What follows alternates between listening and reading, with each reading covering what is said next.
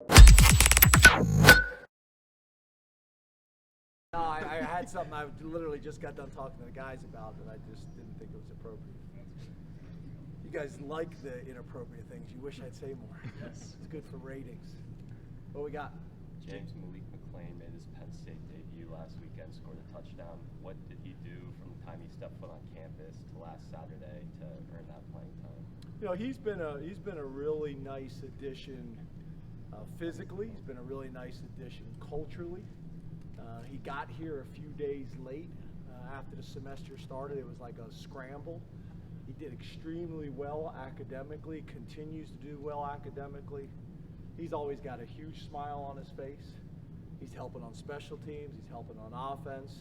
We recruited him out of high school, so there was already that relationship. We had a really good relationship with his high school coach as well. He's been awesome. He's one of the more popular guys on the team. Everybody likes him. He's just been a really good fit for our program, and we're glad we got him. Originally out of IMG, him and K-Tron, so we're fortunate. KJ Hamler, we've gotten some good guys out there. James, you mentioned the conversation yesterday was about Theo not getting any targets, but his work in the run game, did you see an improvement from him there, and did that weight he put on the offseason, did that pay off? Yeah, I think you guys have heard me talk about it. We have real tight ends here, and that's no knock on anybody else, but I just think we got real tight ends that both block, and are able to hurt you in the passing game. I think Brenton Strange is a really good example of that. Why did he get drafted so high? Because he can bring a ton of value. Special teams, offense as a receiver, offense as a blocker. And those guys are hard to find nowadays. And we've done a good job of recruiting those guys. We've done a good job of developing those guys because a lot of them, I wouldn't say necessarily did that in high school. So, yeah, it's hard to say the tight ends are not going to be a factor in the game because there's a lot of different ways that we're using them. But we'd like it to be a little bit more balanced. Saw Liam was announced as that number 3 receiver pre-game. Has he really locked up that spot, or is that going to be updated like week to week? Yeah, like I've talked about, for a while, we got 2 guys that have really kind of established themselves, and then we got a number of guys that we feel good about. Liam is one of those guys. Obviously, Malik is one of those guys.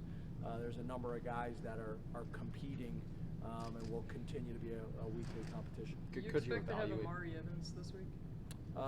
It's early in the week to say, but he practiced today and practiced well, so we'll see. How has his development continued since the end of camp? Good.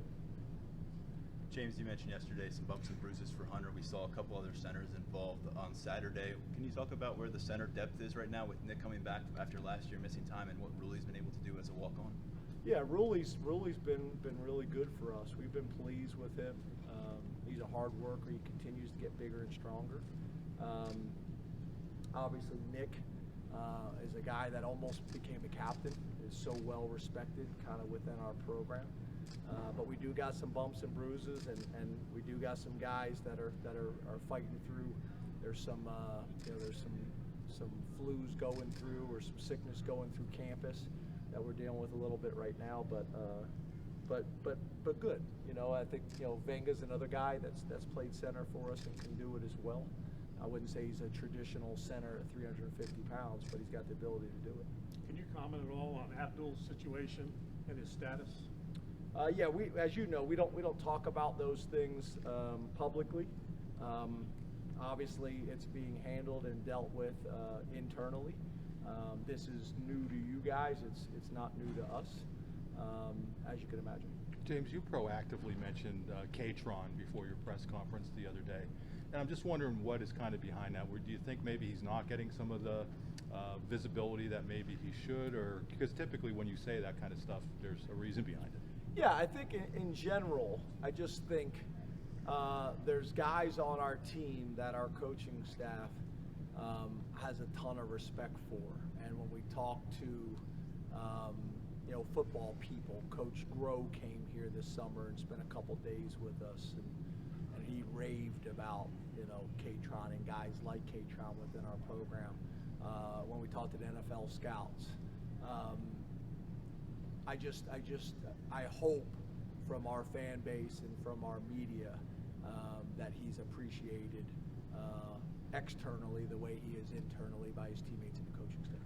James, new quarterbacks probably always get the benefit of new shiny object syndrome early in their career, but I think when you watch Drew, it's hard not to go, okay, I get it.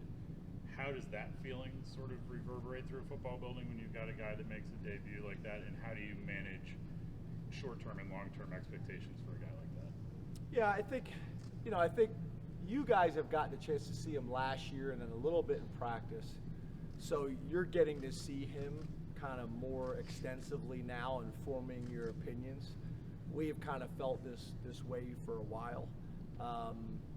That he had a chance to play really well for us and be the type of quarterback that people would be excited about, that his teammates would believe in, and really that room as a whole. I think you guys also got a chance to see it's going to look different, but that Bo has a chance to be a really talented quarterback as well for us. So, I think it's good. It's needed, and the thing that's promising to me is there's some guys that are super talented, but they don't work like that. They don't live it the way he does. So, to me, until he continues to do it game after game and stack days, it's still somewhat unproven. But it gives me comfort as the head coach with an offensive background to watch him and his habits and how he approaches it, to feel like he's got a chance to play at a high level on a consistent basis. I showed a film to the team today before coming out, and it was talking about guys like Tom Brady and guys like Michael Jordan and LeBron, who not only had successful careers but did it for 10, 20 plus years, and Tiger Woods, and how hard that is to do. So it's a great message about consistency, and I think that's really what we're all trying to do in college football is how do you teach young people, college players and college teams, how to practice and play on a consistent level, and that's our challenge right now. We practice good. We practice like a really good football team. Are we practicing yet and displaying the habits and behaviors of a great or elite team? And that's a challenge for me and the coaching staff and the leaders. James, you ran a pretty pass-heavy offense last week. How can we expect to see Nittany Lions used more after they only combined around 120 yards last week? So was it pass heavy? What was our balance? 35 carries, 29 passes. I think it's the opposite of what you said. What other questions we got? Because it's the opposite. We had more carries than passes. James, going back to Malik. It's week 1 of the NFL season. Do you have any sort of routine where you communicate with players? Or If you guys have a question, I got no problem with the question, but the question has to be based on facts. You can't loop your narrative into the question you want to ask to get your answer that you want. Week 1 of the NFL. Do you have any sort of routine where you communicate with former players, wish them good luck, anything like that? No, I'm too busy. They're too busy. It was great that all those guys came to the game on Saturday. I only got to see Amani and Saquon. They literally came out in the handshake line of the recruits. I was like, do I get another few years with you? But usually they'll go to my wife's tailgate, but my wife was under the weather and didn't have her tailgate like she normally does. That's usually how we'll connect with a bunch of those guys.